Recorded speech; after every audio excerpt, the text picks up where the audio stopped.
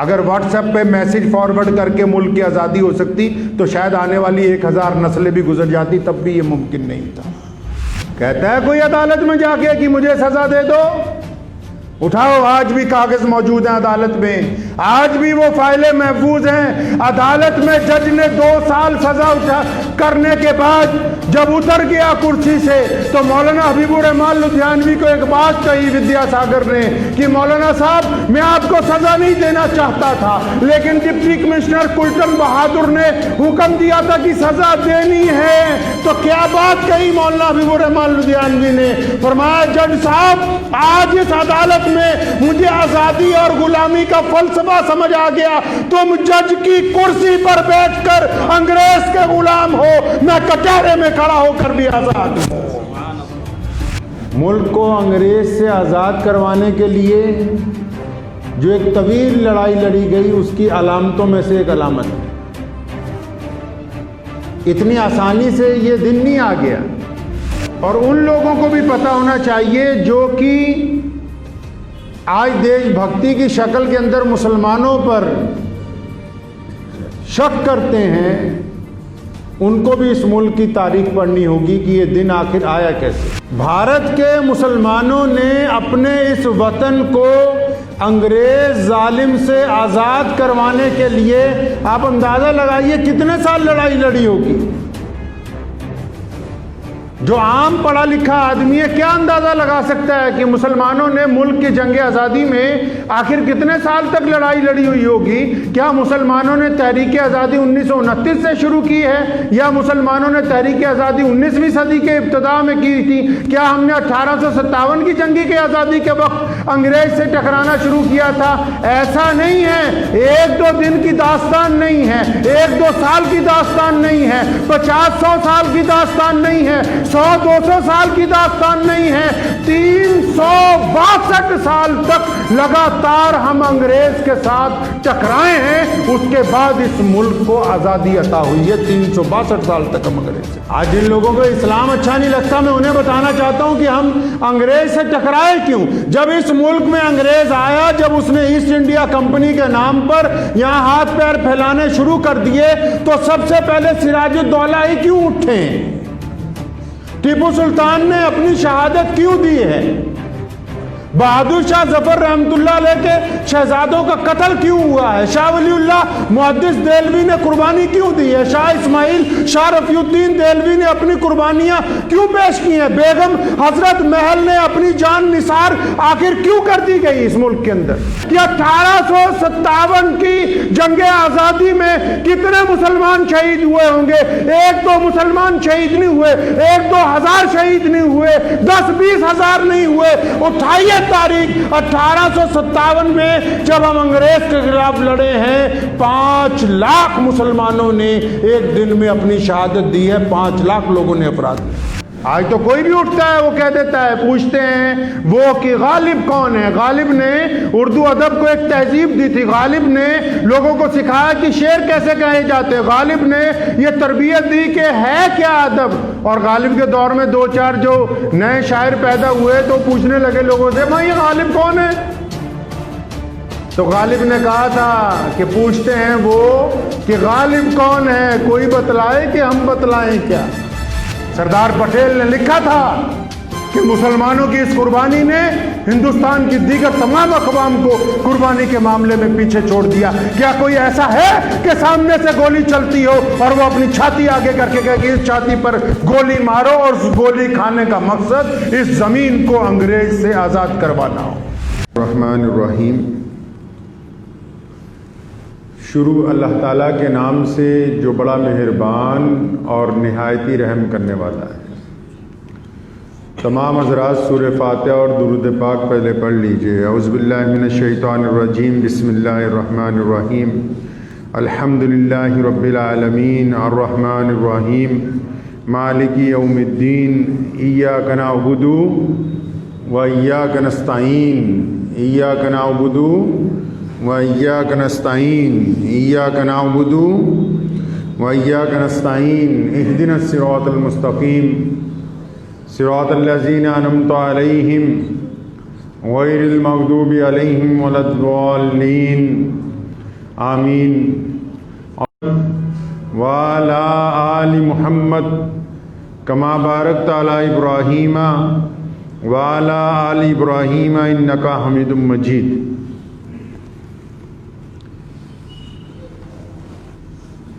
हर बज़्म में तमद्दुन है ज़ियाबार हमी से,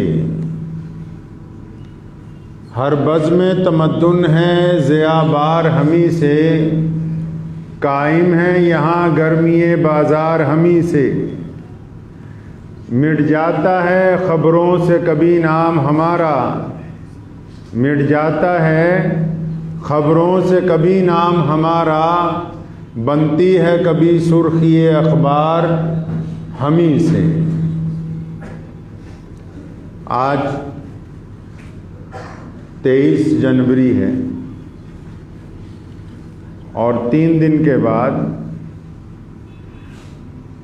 हमारे मुल्क का दूसरा सबसे बड़ा दिन, जिसे 26 जनवरी कहा जाता है, वो आने वाला है। कानून को नाफिज करने के लिए 26 जनवरी की तारीख क्यों मुतय्यन की गई? और जो लोग ये समझते हैं कि सिर्फ कानून नाफिज करने के लिए 26 जनवरी का दिन रखा गया था, तो उनको कुछ गलत फहमी है। मुल्क की जंग आज़ादी के दौरान पहली मर्तबा जब मुल्क को अंग्रेज़ से मुकम्मल आज़ाद करवाने के लिए करारदाद मंजूर की गई, तो वो 26 जनवरी थी। इसलिए 26 जनवरी के दिन को यौम जमहूरियत के तौर पर रखा गया है। यानी कि 26 जनवरी का दिन भी हमारे मुल्क के लिए जिन लोगों ने कुर्बानियाँ दी हैं, मुल्क को अंग्रेज़ से आज़ाद करवाने के लिए जो एक तवील लड़ाई लड़ी गई, उसकी अलामतों में से एक अलामत है। इतनी आसानी से ये दिन नहीं आ गया। आजकल के नौजवान नस्ल को ये पता होना चाहिए कि ये बड़ी आसानी के साथ ये दिन नहीं आया कि अच्छा 26 जनवरी आई, परेड हुई और कानून नाफिज हो गया और हम एक दुनिया की ताकत बन गए। ऐसा बहुत आसानी से मुमकिन नहीं हुआ है। और उन लोगों को भी पता होना चाहिए जो कि आज देशभक्ति की शक्ल के अंदर मुसलमानों पर शक करते हैं, उनको भी इस मुल्क की तारीख पढ़नी होगी कि ये दिन आखिर आया कैसे। भारत के मुसलमानों ने अपने इस वतन को अंग्रेज जालिम से आज़ाद करवाने के लिए, आप अंदाज़ा लगाइए कितने साल लड़ाई लड़ी होगी। जो आम पढ़ा लिखा आदमी है, क्या अंदाज़ा लगा सकता है कि मुसलमानों ने मुल्क की जंग आज़ादी में आखिर कितने साल तक लड़ाई लड़ी हुई होगी? क्या मुसलमानों ने तहरीक आज़ादी 1929 से शुरू की है, या मुसलमानों ने तहरीक आज़ादी 19वीं सदी के इब्तिदा में की थी? क्या हमने 1857 की जंगी की आज़ादी के वक्त अंग्रेज से टकराना शुरू किया था? ऐसा नहीं है। 1-2 दिन की दास्तान नहीं है, 1-2 साल की दास्तान नहीं है, 50-100 साल की दास्तान नहीं है, 100-200 साल की दास्तान नहीं है। 362 साल तक लगातार हम अंग्रेज के साथ टकराए हैं, उसके बाद इस मुल्क को आजादी अता हुई है। 362 साल तक हम अंग्रेज से टकराए। और टकराए क्यों हम अंग्रेज के साथ? आज जिन लोगों को इस्लाम अच्छा नहीं लगता, मैं उन्हें बताना चाहता हूं कि हम अंग्रेज से टकराए क्यों। जब इस मुल्क में अंग्रेज आया, जब उसने ईस्ट इंडिया कंपनी के नाम पर यहां हाथ पैर फैलाने शुरू कर दिए, तो सबसे पहले सिराजुद्दौला ही क्यों उठे? टीपू सुल्तान ने अपनी शहादत क्यों दी है? बहादुर शाह जफर रहमतुल्लाह अलैह के शहजादों का कत्ल क्यों हुआ है? शाह वलीउल्लाह मुहद्दिस देलवी ने कुर्बानी क्यों दी है? शाह इस्माइल शाह रफीउद्दीन देलवी ने अपनी कुर्बानियां क्यों पेश की हैं? बेगम हजरत महल ने अपनी जान निसार आखिर क्यों कर दी गई इस मुल्क के अंदर? आप पढ़ें अंग्रेज की तारीख और हमारी तारीख। मैं ये नहीं कहता कि दीगर कौमों ने लड़ाई नहीं लड़ी, तमाम अक़वाम शामिल थी, लेकिन हम हैसियत मुसलमान हमने अपने देश को आज़ाद करवाने के लिए फांसी के फंदों को क्यों चूमा? क्या कोई अंदाज़ा लगा सकता है कि 1857 की जंग आज़ादी में कितने मुसलमान शहीद हुए होंगे? 1-2 मुसलमान शहीद नहीं हुए, 1-2 हज़ार शहीद नहीं हुए, 10-20 हज़ार नहीं हुए। उठाइए तारीख 1857 में जब हम अंग्रेज के खिलाफ लड़े हैं, 5 लाख मुसलमानों ने एक दिन में अपनी शहादत दी है। 5 लाख लोगों ने अपराध में। इतनी आसानी नहीं थी कि अंग्रेज मुल्क को छोड़ने का फैसला कर देता। हमने बड़ी जुर्रत और हिम्मत के साथ 350 साल अंग्रेज के साथ टकराए हैं। आज तो कोई भी उठता है वो कह देता है, पूछते हैं वो कि गालिब कौन है? गालिब ने उर्दू अदब को एक तहजीब दी थी। गालिब ने लोगों को सिखाया कि शेर कैसे कहे जाते हैं। गालिब ने ये तरबियत दी कि है क्या अदब। और गालिब के दौर में 2-4 जो नए शायर पैदा हुए तो पूछने लगे लोगों से, भाई ये गालिब कौन है? तो गालिब ने कहा था कि पूछते हैं वो कि गालिब कौन है, कोई बतलाए कि हम बतलाएं क्या? वो हमसे पूछते हैं कि आप कौन हैं? मुल्क का कोई जर्रा ऐसा नहीं है और मुल्क की जेलों में लगा हुए फांसी के कोई फंदों में से कोई सबील ऐसी नहीं है जिस पर फर्जंदान इस्लाम ने इस मुल्क को आज़ाद कराने के लिए अपनी कुर्बानी ना पेश की हो। और बहैसियत मुसलमान हमने अपने देश की आज़ादी की लड़ाई लड़ी। क्यों? अंग्रेज ने इस बात पर भी हमारे ऊपर मुकदमात किए, इस बात पर भी हमारे पर रिसर्च की गई कि आखिर दीगर कौमें भी लड़ रही हैं, ये मुसलमान ही आगे आगे क्यों हैं? दीगर अक़वाम भी शहादतें दे रही हैं, ये सबसे आगे ज़्यादा शहादत क्यों देते हैं? तो ये कहा था उस वक्त के बड़े पादरियों ने रिसर्च के बाद कि इनका दीन इनको ये सिखाता है, मुहम्मदुर रसूलुल्लाह सल्लल्लाहु अलैहि वसल्लम ने इनको ये तरबियत दी है, इस्लाम ने इनकी घुट्टी में ये बात डाली है कि जिस जमीन के ऊपर जालिम कब्जा कर ले, जिस तुम्हारे वतन के ऊपर कोई नाजायज हुकूमत बन जाए तो अपनी जान माल इज्जत आबरू अपने वतन के लिए कुर्बान करो। ये इनके दीन ने इनको तरबियत दी है। पेशावर में एक बाजार है, उसको कहते हैं किस्सा खानी बाजार। गूगल पे जाके देख लीजिएगा। पेशावर में एक बाजार है, उसका नाम है किस्सा खानी बाजार। जलियांवाले बाग की तरह वहाँ के सुर्खपोश मुसलमानों ने किस्सा खानी बाजार में अंग्रेज़ के खिलाफ जिस दिन जुलूस निकालना था तो वहाँ का जो जनरल डायर था, डिप्टी कमिश्नर, उसने ऐलान करवाया कि अगर आप इस मुल्क की आज़ादी के लिए अंग्रेज़ के खिलाफ किस्सा खानी बाजार में आएंगे तो हम आपको शूट कर देंगे, गोली मार देंगे। किस्सा खानी बाजार की तारीख आज भी लिखी हुई है। जब वहाँ किस्सा खानी बाजार में मुसलमान पहुंचे तो आगे अंग्रेज जनरल अपने गोरे सिपाहियों के साथ खड़ा हुआ था और 350 मुसलमान उस इज्तिमा में मौजूद थे जो इस बात का मुतालबा कर रहे थे कि अंग्रेज को यह मुल्क छोड़ना होगा। और तारीख उठाएं, वो मैंने नहीं लिखी है, इस मुल्क के पहले वजीर दाखिला सरदार पटेल ने, वल्लभ भाई पटेल ने अपनी किताब में लिखा है कि किस्सा खानी बाजार में जब अंग्रेज ने गोली चलानी शुरू की तो सुर्खपोश पठान जो थे, जब गोली चल रही थी 350 मुसलमान थे और 350 गोलियां हमारी छाती पर लगी हैं। एक भी गोली किसी मुसलमान की पीठ पर नहीं लगी। जाके पूछ लो आज भी किस्सा खानी बाजार के अंदर। सरदार पटेल ने लिखा था कि मुसलमानों की इस कुर्बानी ने हिंदुस्तान की दीगर तमाम अक़वाम को कुर्बानी के मामले में पीछे छोड़ दिया। क्या कोई ऐसा है कि सामने से गोली चलती हो और वो अपनी छाती आगे करके कहे कि इस छाती पर गोली मारो और उस गोली खाने का मकसद इस जमीन को अंग्रेज से आजाद करवाना हो? फिर पूछते हैं वो कि गालिब कौन है? फिर पूछते हैं कि गालिब कौन है? जिन्होंने 350 साल तक कुर्बानियां दी उनसे पूछते हैं गालिब कौन है? मौलाना हबीबुर रहमान लुधियानवी रहमतुल्लाह अलैह हिंदुस्तान की जंग आज़ादी का सबसे बड़ा कायद गुजरा है।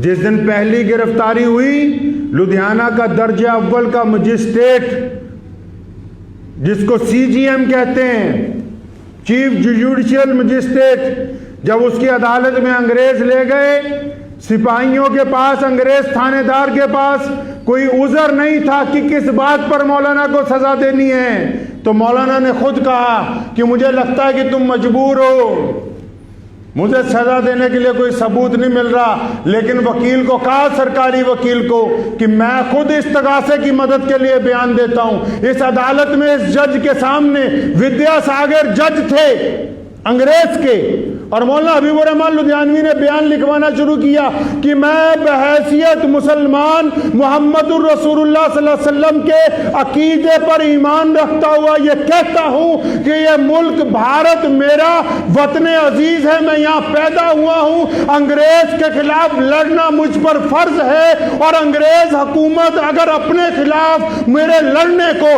अपने खिलाफ मेरे बोलने को बगावत समझती है तो मैं इस जुर्म को कबूल करता हूं। कहता है कोई अदालत में जाके कि मुझे सजा दे दो, उठाओ, आज भी कागज मौजूद हैं अदालत में, आज भी वो फाइलें महफूज हैं अदालत में। जज ने 2 साल सजा उठा करने के बाद जब उतर गया कुर्सी से, तो मौलाना हबीबुर रहमान लुधियानवी को एक बात कही विद्यासागर ने कि मौलाना साहब, मैं आपको सजा नहीं देना चाहता था, लेकिन डिप्टी कमिश्नर कुल्टन बहादुर ने हुक्म दिया था कि सजा देनी है। तो क्या बात कही मौलाना हबीबुर रहमान लुधियानवी ने? फरमाया, जज साहब, आज इस अदालत में मुझे आजादी और गुलामी का फलसफा समझ आ गया। तुम जज की कुर्सी पर बैठकर अंग्रेज के गुलाम हो, मैं कटहरे में खड़ा होकर भी आजाद हूं। ये फलसफा समझ आ गया हमको। आज की जो हुकूमतें चाहती हैं ना कि उन बुजुर्गों की औलाद को डराएंगे जो अंग्रेज से नहीं डरे, उनको आज की हुकूमतें चाहती हैं कि शायद हम उन बुजुर्गों की औलाद को डराएंगे और ये डर जाएंगे जिन्होंने 350 साल जालिम अंग्रेज से टक्कर ली हो, उनको दुनिया की कोई ताकत जो है वो डरा नहीं सकती है। हम बहैसियत मुसलमान कल भी अपने मुल्क के लिए थे और आज भी अपने मुल्क के लिए मौजूद हैं। मैं तो बात उनकी कर रहा हूं जिन्होंने लगातार बेइंतहा कुर्बानियां दी हैं। ये 26 जनवरी का दिन तभी तक यहां तक पहुंचा है। आप उठाएं ना वीर सावरकर की किताब, जिनको आरएसएस वाले कहते हैं कि हमारे सबसे बड़े लीडर हैं, वीर सावरकर की किताब जंग आजादी 1857 उठा ले, मुसलमानों की कुर्बानियों के जिक्र से भरी पड़ी। डॉक्टर ताराचंद की किताब उठाइए, तारीख आजादी हिंद, मुसलमानों की कुर्बानियों के साथ भरी पड़ी है। हम खुद अपनी जुबान से नहीं कहते, दुश्मन ने एतराफ किया। इंग्लैंड की पार्लियामेंट में बकायदा मजलिस रार इस्लाम हिंद के खिलाफ बकायदा एक रेजोल्यूशन लेकर आए, बकायदा उलमा लुधियाना के खिलाफ एक रेजोल्यूशन पार्लियामेंट में इंग्लैंड में पास हुआ कि ये लोग बहुत ज्यादा तेजी के साथ हिंदुस्तान में अंग्रेजों के खिलाफ लड़ रहे हैं, हम इनकी मुजम्मत करते हैं, इनके खिलाफ सख्त कार्रवाई होनी चाहिए। उस वक्त जब रेजोल्यूशन पास हुआ तो बहुत सारे लोगों ने कहा, देखो जी, अंग्रेज़ों की पार्लियामेंट में रेजोल्यूशन पास हुआ है, हमारी पूरी दुनिया में बेइज्जती हो जाएगी। तो बुजुर्गों ने कहा था, ये बेइज्जती की बात नहीं है, आने वाली नस्लें उन्हीं को मुजाहिद कहेंगी, उन्हीं को वतन परस्त कहेंगी जिनको दुश्मन ने माना होगा कि हाँ ये हमारे खिलाफ बोल रहे थे। आज गोदी मीडिया में कितने चैनल हैं बड़े बड़े जो मौलवियों के खिलाफ बोलते हैं, तो जिन मौलवियों के नाम वो ले रहे हैं, आने वाली नस्लें याद रखेंगी कि यही वो थे जो सच के ऊपर कायम थे, तभी इनकी मुखालफत हो रही थी। ये 26 जनवरी का दिन जो हम तक पहुंचा है, इसमें करोड़ों लोगों की कुर्बानियां शामिल हैं। एक वक्त में 3000 मुसलमानों को काले पानी की सजा हुई है 1857 की जंग आज़ादी में। और जंग आज़ादी का आगाज कब किया? 1745 में जंग आज़ादी लड़ने का आगाज़ हमने किया और 1947 में उसको पाए तकमील तक पहुंचाया। इस दौरान अंग्रेज़ ने बेइंतहा साजिशें की। अंग्रेज़ ने यह कहा कि मुसलमान और हिंदू आपस में नहीं रह सकते। औलमा लुधियाना ने 1882 में तारीखी फतवा दिया जो नुसरतुल इबरार के नाम से शाया हुआ, फिर कांग्रेस के अधिवेशन में बांटा गया। औलमा लुधियाना ने कहा नहीं, मुल्क की जंग आज़ादी के लिए मुसलमान, हिंदू और सिख तीनों अकवाम किसी एक जमात में इकट्ठे रहकर अंग्रेज के खिलाफ लड़ सकते हैं, इसमें कोई कबात नहीं है। इस मुल्क के लोगों को जोड़ने वाले भी सबसे पहले मुसलमान थे। फिर जब अंग्रेज ने स्टेशनों पर हिंदू पानी और मुसलमान पानी के मटके लगवाए और आवाज दी जाने लगी कि हिंदू पानी पी लो, मुसलमान पानी पी लो, तो मौलाना हबीबुर रहमान लुधियानवी ने ऐलान किया था कि अब जब इन मटकों को तोड़ेंगे, एक पानी पिएंगे तो अंग्रेज को बाहर निकाला जा सकता है। फिर उन मटकों को तोड़ा गया, उनके इवज में सजाएं हुई, जेलों में गए, लेकिन हमने नफरत के उन बीजों को हवा नहीं लगने दी जो अंग्रेज चाहता था, जो आज का मीडिया कर रहा है। कुर्बानियों की अगर हम जिक्र करने लगे तो मैं ये सोचता हूं कि अगर 1 महीने लंबा जलसा रख दिया जाए और 100 मुकर्रिर बुला लिए जाएं और फिर एक एक उस जानिसार की कुर्बानी का जिक्र करने लगे कि जिनकी कुर्बानियों की वजह से आज मुल्क आजाद हुआ है, तो दास्तान मुकम्मल नहीं होगी। भगत सिंह का बुत लगा हुआ है शहीद का पुल के ऊपर, कितने लोग जाते हैं तस्वीरें खिंचवाने के लिए। जब भगत सिंह को गिरफ्तार किया, जब फौज और पुलिस उनके घर वालों को पकड़ती फिरती थी, उस वक्त मौलाना हबीबुर रहमान लुधियानवी था जिसने भगत सिंह के घर वालों को अपने घर में पनाह दी और अंग्रेज के खिलाफ डट के खड़ा हुआ। भगत सिंह के वालिद सरदार किशन सिंह जब हमारे घर आते रहे, आज वो दौर नहीं है, तस्वीरें खिंचवाना आसान बात नहीं है। उसके इवज में जिन्होंने जेलें काटी, उनसे जाके पूछो कि फिर कैसे मुल्क आजाद हुआ था। सिर्फ इस बात पर कि सुभाष चंद्र बोस जापान गए और उनको हम बोस के साथ जब कुर्बानियां देनी थी, उस वक्त इनमें से कोई नहीं था। आपको यह किस्सा इसलिए सुना रहा हूं कि 1857 की जंग आजादी में मौलाना शाह अब्दुल कादिर लुधियानवी पंजाब के सबसे बड़े बुजुर्ग हैं। बहादुर शाह जफर की चिट्ठी आई कि मुसलमानों को और हिंदुओं को, सिखों को साथ में लो, मेरी मदद के लिए आओ। मौलाना ने खानका छोड़ दी, किले पर हमला किया, किला फतेह किया तो पंजाब के फिरोजपुर से, जलंधर से, बठिंडा से सारी छावनियों की फौजों को बोला कि बगावत करो, लुधियाना आओ। लुधियाना से फिर लड़ते हुए दिल्ली गए। चांदनी चौक के मैदान में जब बड़े फितनेबाजों ने कहा कि अंग्रेज के खिलाफ लड़ना जिहाद में फर्ज है कि नहीं है, तो मुल्क की पहली आजादी का फतवा मौलाना शाह अब्दुल कादिर लुधियानवी ने फतेहपुरी मस्जिद के सहन में बैठ के लिखा। और फिर मैदान जंग में अपने बच्चे शहीद करवाए, बीवी शहीद करवाई। आज फतेहपुरी मस्जिद के सहन में चले जाएं, मौलाना शाह अब्दुल कादिर लुधियानवी की शहीद बीवी जो है उस सहन में आराम कर रही है। अब आज भी उसकी कब्र वहां पे मौजूद है।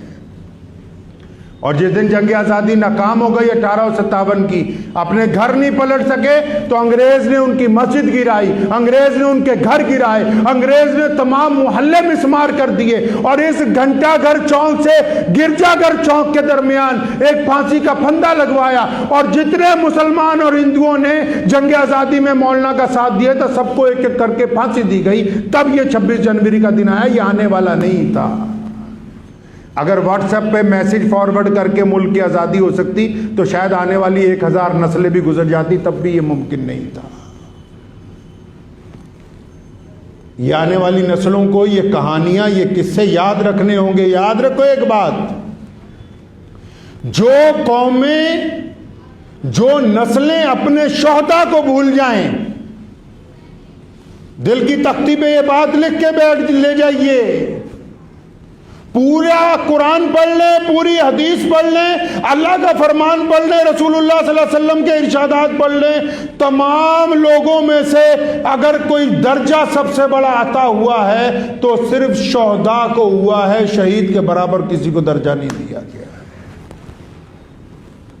और जो कौमें अपने शोहदा को भूल जाएं वो कौमें जिंदा नहीं रहती। जो मुल्क अपने शोहदा को भूल जाएं वो तरक्की पजीर नहीं हो सकते। हमें इस बात को याद रखना है, अपने आने वाली नस्लों को बताना है, अपने गैर मुस्लिम दोस्तों को बताना है कि ये क्यों भूल जाते हैं। आज जो नफरत का पाठ बढ़ा रहे हैं, क्या उनको पता नहीं कि लाला लाजपत राय और मौलाना हबीबुर रहमान लुधियानवी एक ही बैरक में धर्मशाला जेल के अंदर जिंदगी गुजारते रहे? जो आज नफरत का पाठ बढ़ा रहे हैं, क्या उनको पता नहीं है कि सुभाष चंद्र बोस ने जब पहली हुकूमत जाके जापान में बनाई, जिसको एजाजी हुकूमत कहते हैं भारत की, तो उसका पहला प्रधानमंत्री मौलाना बरकतुल्लाह भोपाली को बनाया? ये कैसे भूल सकते हैं कि जब बोस की फौज आगे बढ़ रही थी तो जनरल शाहनवाज ने अपनी कुर्बानी उसके लिए पेश की, वो उसके कंधे से कंधा मिलाकर उसके साथ चल रहा था। इन बातों को याद रखना होगा इस मुल्क की बका के लिए, इज्जत के लिए, तरक्की के लिए, और बिलखसूस मुसलमानों को कि हम यहाँ किराएदार नहीं हैं। हम इसी जमीन पर पैदा हुए और इस जमीन की आबियारी के लिए लोगों ने पानी डाला होगा, पसीना डाला होगा, हमने अपने खून के साथ इस मिट्टी को सींचा है, तब ये गुलशन आज आबाद हुआ है। हमने अपने खून के साथ इस मिट्टी को सींचा है। ये जगह जगह के जर्रे जगह जगह के जर्रात इस बात की गवाही देते हैं कि हमने अपने खून के साथ, हमारे अकाबरीन ने अपने खून के साथ मिट गए, लेकिन अंग्रेज की मुलाजमत नहीं की। रियासतें बर्बाद हो गई, लेकिन अंग्रेज के आगे सरनगू नहीं हुए कभी। उलमा का ये तारीख बताती है, उलमा हिंदुस्तान की ये तारीख बताती कि हम कभी अंग्रेज के मुती और फरमाबरदार नहीं बने।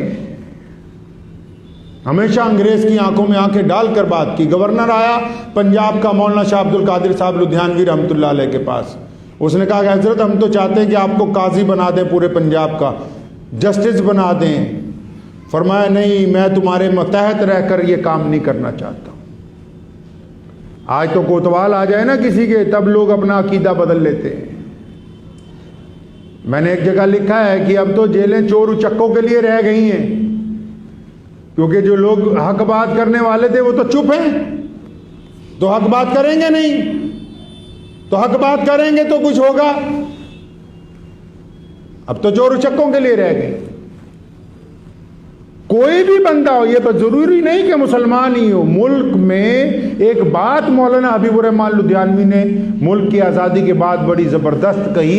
दिल्ली की जामा मस्जिद में खिताब करते हुए फरमाया कि मुल्क की आज़ादी हासिल करना कोई बड़ा काम नहीं था, इस आज़ादी को कायम रखना सबसे बड़ा काम है। हासिल करना कोई बड़ा काम नहीं था, इसको कायम रखना बड़ा काम है। इसमें हर एक इंसान को उसके हक देना बड़ी बात है, मजलूम का साथ देना बड़ी बात है, जालिम को रोक के रखना बड़ी बात है। अपने इस अकीदे को ना भूलें। जितने भी लोग इस मुल्क में रहते हैं, अगर वो अपनी वोट बेचते हैं, अगर वो अपना जमीर बेचते हैं, तो वो उन सब शहीदों के साथ गद्दारी करते हैं जिन्होंने अंग्रेज को इस मुल्क से निकालने के लिए अपनी जानें कुर्बान की। जो लोग सिर्फ जात और बरादरी और मजहब के नाम के ऊपर वोट करते हैं, वो उन तमाम शोहदा को क्या मुंह दिखा सकते हैं कि जिन्होंने अंग्रेज को इस मुल्क से इसलिए निकाला हो कि हम चाहते हैं कि आज़ाद देश के वासी आज़ाद जिंदगी गुजार सकें। तो इसलिए ये दास्तान पढ़नी ज़रूरी है, अपनी तारीख उठाकर देखा करें। अक्सर लोग बात करते हैं, मैं कहा करता हूँ 15 अगस्त को, 26 जनवरी को, लोग बात करते हैं भगत सिंह की, लोग बात करते हैं मौलाना अबुल कलाम आज़ाद की, लोग बात करते हैं गांधी जी की, बहुत बात करते हैं इशफाकुल्ला खान की। मैं अक्सर लोगों को ये कहा करता हूँ, आपको भी मैं पूछता हूँ कि कभी अपने गांव में जाके पूछा कि हमारे गांव का अबुल कलाम आज़ाद कौन था, हमारे गांव का जो सुभाष चंद्र बोस कौन था, हमारे गांव का गांधी कौन था? क्या ज़रूरी नहीं है? उनकी इज्जत अपनी जगह है, जो नेशनल हीरो हैं, लेकिन क्या तमाम लोगों के लिए ज़रूरी नहीं है, चाहे आप मुसलमान हैं, चाहे हिंदू हैं, चाहे सिख हैं, चाहे ईसाई हैं, चाहे दलित हैं, कि आप पर यह फ़र्ज़ नहीं बनता कि जिन लोगों ने इस मुल्क के लिए कुर्बानियाँ दी हों, कभी उनके भी इतिहास को पढ़ लें, कभी उनकी याद के अंदर भी 10 मिनट लगा लें। क्या आपके गाँव में कोई नहीं था बरकतुल्लाह भोपाली? क्या उस गाँव में कोई मौलाना हबीबुर रहमान लुधियानवी जैसा पैदा नहीं हुआ? क्या वहाँ कोई शहीद भगत सिंह जैसा नहीं था? क्या कोई वहाँ सुभाष सुभाष चंद्र बोस नहीं था। हर एक गांव में, हर जर्रे में इस मुल्क में से जानिसार पैदा हुए। तभी तो अंग्रेज ने कहा कि हम इस मुल्क से जाने के लिए मजबूर हैं। लेकिन आपको पता ही नहीं ना, मुझे पता है कि कौन थे हमारे वो बड़े बुजुर्ग जिन्होंने कुर्बानियां दी। इसलिए तलाश करें अपने गांव में, अपने मोहल्ले में कि हमारा कौन है, इस मिट्टी में कौन था जिसने मुल्क के लिए कुर्बानी दी। और जितने लोग कुर्बानी देने वाले हैं ना, उनको फिरका परस्ती की ऐनक उतार कर देखा करें। जिन्होंने देश को आज़ाद करवाने के लिए कुर्बानियां दी हैं, उनको फिरका परस्ती की ऐनक उतार के देखेंगे तो आपको वो नजर आएंगे। अगर आप उस ऐनक को लगा के देखेंगे तो आपको इस मुल्क के लिए कुर्बानियां करने वाले लोग नजर नहीं आएंगे। अंग्रेज ने एक बड़ा खूबसूरत काम किया। देखो, 350 साल हम पर राज किया है। 350 साल में मुसलमानों को, हिंदुओं को, सिखों को, दलितों को पढ़ने नहीं दिया। 350 साल तक हमें नौकरियों में नहीं लिया। 350 साल तक हमारे पर ऐसे एक्ट बनाकर मुकदमात किए, गवर्नरों को पावर दे दी कि कोई अंग्रेज फंस जाए तो छोड़ दो, कोई भारतीय फंस जाए तो फांसी पे लटका दो। लेकिन जब वो उस मुल्क से गया तो आज आप पूछ लीजिए किसी मुसलमान से, किसी हिंदू से, उसको ये याद ही नहीं कि अंग्रेज ने हम पर जुल्म क्या किए। उसे पता ही नहीं कि भगत सिंह को फांसी दी गई थी। उसे पता ही नहीं है कि मौलाना अबुल कलाम आज़ाद को कितने दुर्रे मारे। उसे पता ही नहीं कि शेखुल इस्लाम को कितने साल काले पानी की सजा के अंदर रखा गया। उसे पता ही नहीं मुफ्ती महमूदुल हसन साहब के साथ क्या हुआ है। उनको पता ही नहीं है कि सुभाष चंद्र बोस ने किस तरह की कुर्बानियां दी हैं। उनको बस इतना पता है कि जी मुगलों ने जुल्म किया था, इनको इतना पता है कि जी रजवाड़ों ने जुल्म किया था। अंग्रेज ने वो चाल चली कि जिससे आपने आजादी हासिल की है, आप उसके जुल्म भूल गए और उसके पिछलों को लेकर सामने आ गए। अब आपको ये पता है कि आप उनके नाराज हैं, वो आपसे नाराज हैं।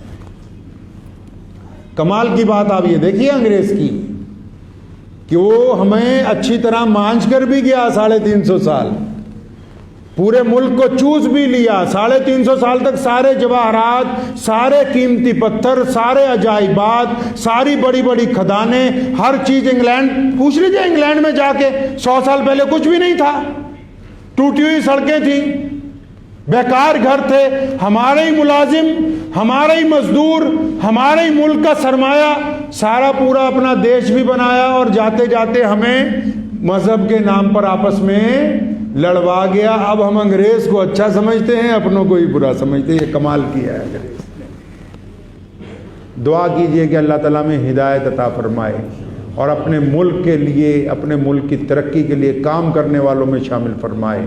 दुआ अल्लाह तबारक व तआला हमारी आने वाली जो नस्लें हैं उनको भी हम ये इल्म दे सकें कि हमने अपने मुल्क की आज़ादी के लिए कुर्बानियाँ दी। करेंगे इंशाअल्लाह ताला। हाँ, कुर्बानियों को हमेशा याद रखना है और जब हम अपनी कुर्बानियों को याद रखेंगे तो इंशाअल्लाह ताला हमेशा सर उठाकर जिएंगे। व आखिर दावाना अनिल हम्दुलिल्लाहि रब्बिल आलमीन।